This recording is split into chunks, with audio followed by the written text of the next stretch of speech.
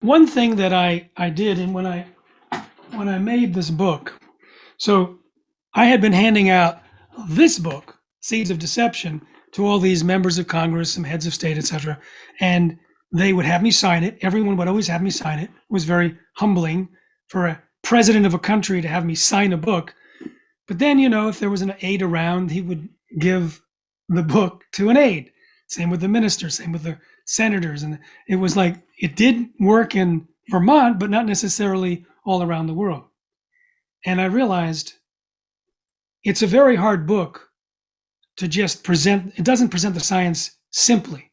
The science is woven into these stories. It's a popular book, not a book for policymakers. So I said, I need to write a book that can be looked at quickly by the attention deficit politician, and yet it needs information for their staff to verify that this is true. So I came up with a 2-page spread format where, like, there's a top sentence that just gives the conclusion. So you can scan the book. Rats fed BT corn had multiple health problems. Mice fed GM potatoes had intestinal damage, et cetera, et cetera. And then I say you can do a quick scan. You can do a casual read just by reading this side, which is the quote from a scientist and the main points, or you can go to this side and get the details with the citations to the nearly 1,200 endnotes. So I had written all of these things as 65 health risks. But I realized if I put that out there, some people would say, oh, no, those things are handled. Mr. Smith doesn't really know what's being researched and looked at by the governments. So I did part 2 was how governments' safety assessments are incompetent to identify nearly all the risks. And when I went in a similar format where you could do a quick read, a casual read, or a detailed study, I just blasted and pulled apart all of the assessments in the United States and Australia and other places in Europe, etc. And then one of my favorite sections, I love this section, industry studies not competent to identify most of the unpredicted side effects. Talk about rigged research. My God, we've caught them red-handed doing things that were entirely unscientific. Remember, Arpad Pusztai said the most shocking moment in his career was not being fired from his job or discovering huge damage from GMOs to his rats. It was reading the research that was used it was done by the industry and used as approval by government for their GMOs. So there's assumptions that are wrong, statistical methods that are wrong, controls that are wrong, everything. Even when things go very wrong, they just assume it wasn't related to the feed. It's just ridiculous. So I'll give you one of my favorite assumptions. This is the assumption argument. Monsanto created high lysine corn for pig feed. Normally you add lysine into the feed. They put a gene into the corn to produce the lysine so you wouldn't have to add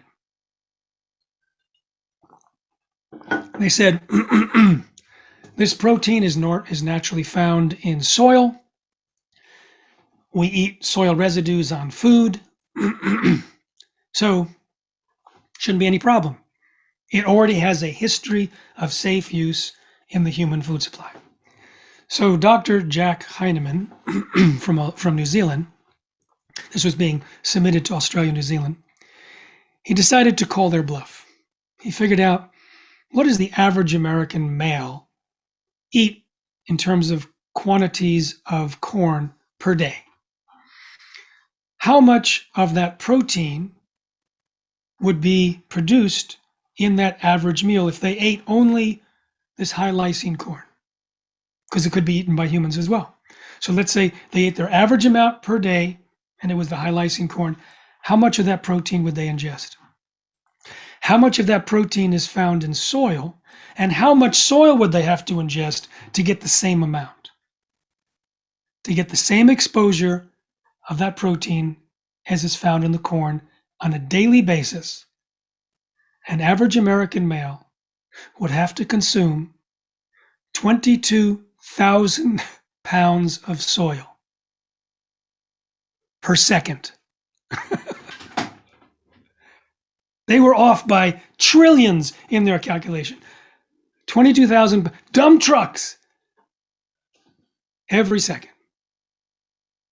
So that's one example. We mentioned bovine growth hormone. There were 3 scientists working at Monsanto who were testing the milk from cows treated with their bovine growth hormone. They found so much cancer-causing IGF-1, the 3 Monsanto scientists refused to drink milk thereafter unless it was organic. One bought his own cow. This was told to me by a former Monsanto scientist.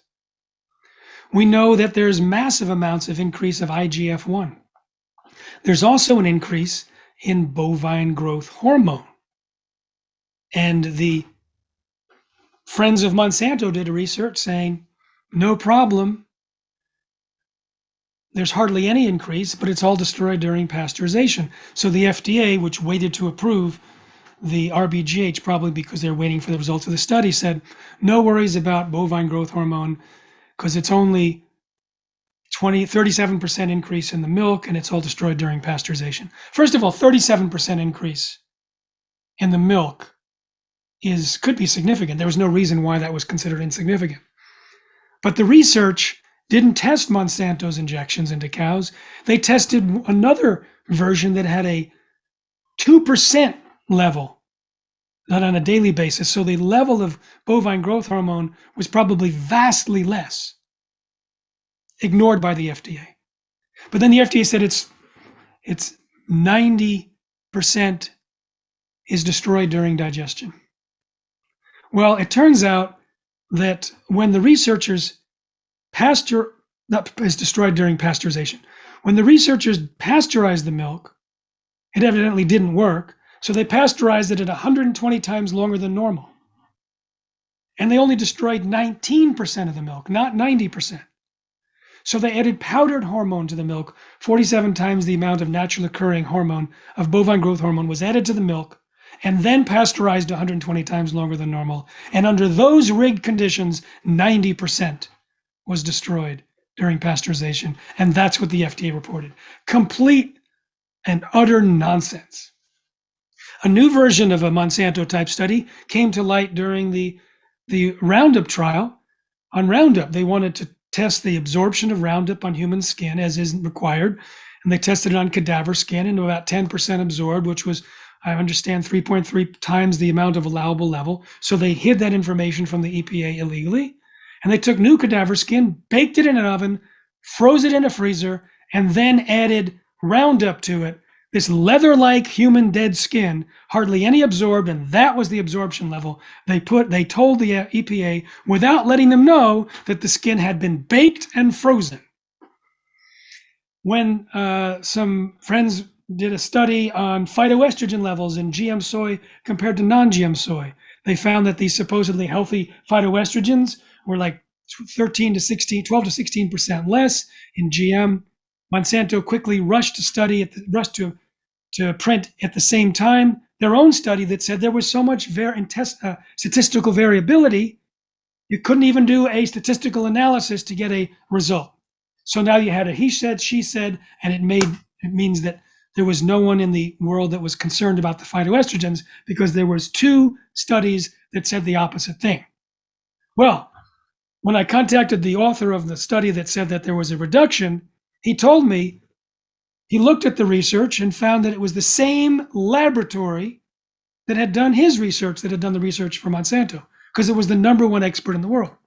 So we called him and said, what gives? He said, they forced us to use an obsolete method of detection that we don't use anymore, which was prone to high variability. That was not published in the paper. You see, they will make changes in the research and then not make those changes public so they can force a conclusion.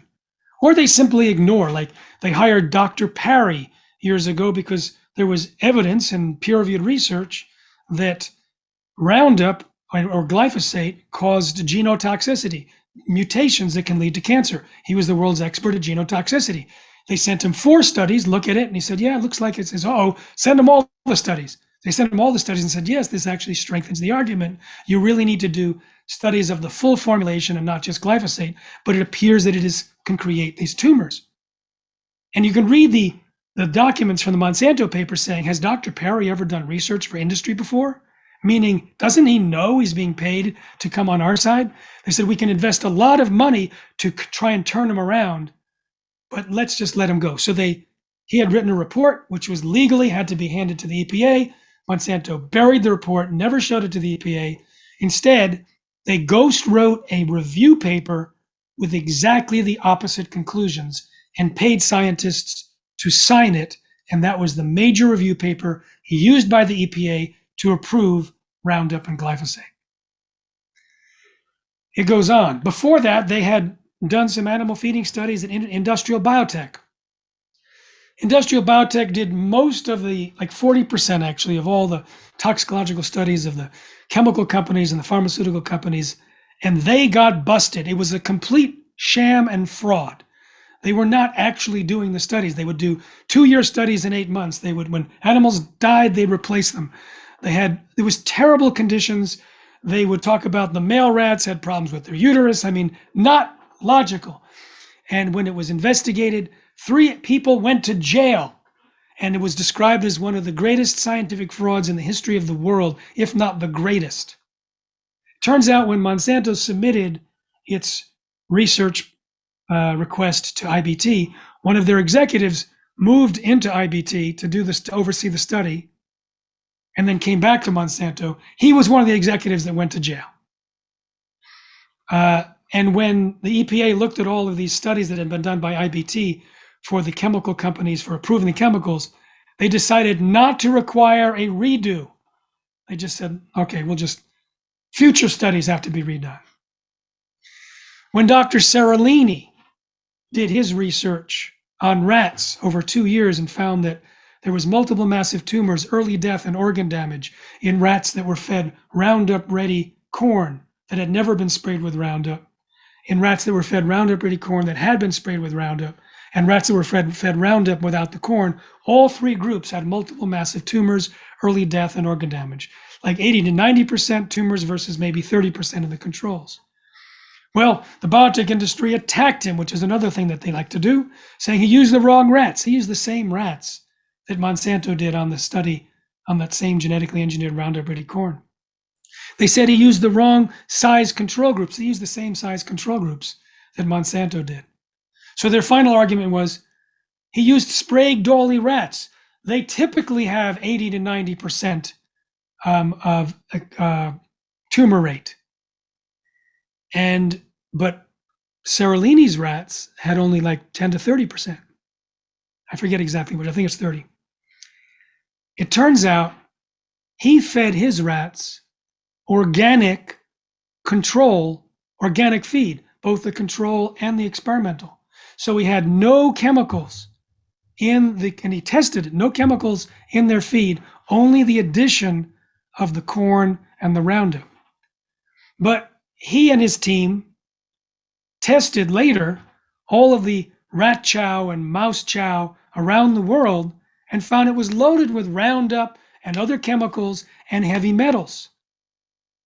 And so these Sprague-Dawley rats, in these other studies, the control groups were getting cancer at 80% or so because they were eating carcinogens in the control group, but his were not. So this is one way that they rig their study.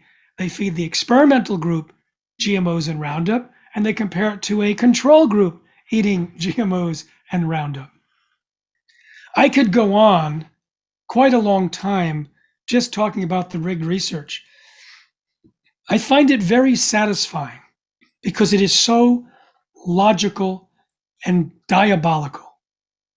When they do a carefully controlled study and they have statistically significant results compared to their controls, they dismiss their own controls and they look for any control group anywhere in the scientific literature in history to see if it's possible that the experimental group compared to that control group didn't have statistical significance.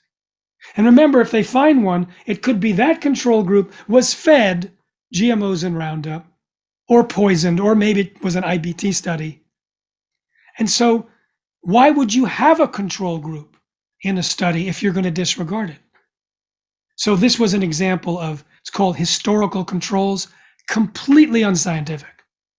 I showed a study to Arpad Pusztai that had been hidden in the FDA papers that made public from a lawsuit sent to me by Steve Drucker, who pioneered the lawsuit. I sent it to Arpad Pusztai, and he said there were rats that were fed these tomatoes, flavor saver tomatoes, that died and were replaced in the study.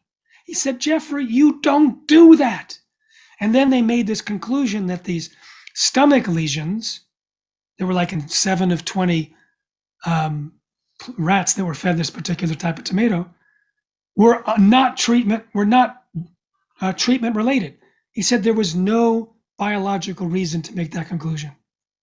And when they followed it with a follow-up study to try and prove that it didn't, they used a different formulation of the tomato, either freeze-dried or not freeze-dried or concentrated, that didn't show the same thing, and said, oh, see, this disproves the other one. He said, this is not how you do science. Anyway, I think I'll leave it there.